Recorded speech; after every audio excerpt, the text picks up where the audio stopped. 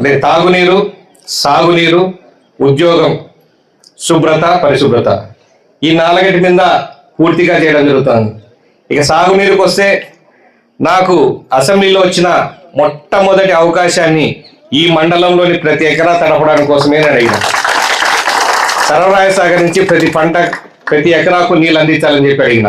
అది తొందరలోనే పనులు కూడా ప్రారంభించడం మొదలవుతుంది. ల్యాండ్ అక్విజిషన్ కూడా డబ్బులు రిలీజ్ చేయడం తొందరగా ప్లాన్ చేస్తా ఉన్నా, తొందరలో వస్తుందని చెప్పి కూడా మీ అందరికీ తెలియజేస్తా ఉన్నా.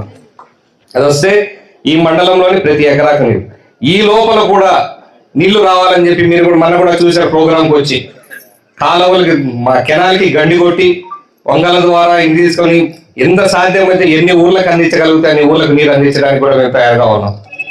మీ చెరువు కూడా నీళ్ళు అందించాలని చెప్పి అడుగున్నారు. ఖచ్చితంగా దానికి కూడా తొందరలో మన సర్వరాయ సాగర్ కాలం నుంచి ఎటుపక్క నుంచి నీళ్ళు వస్తారు సార్, మళ్ళీ ఇంజనీర్లతో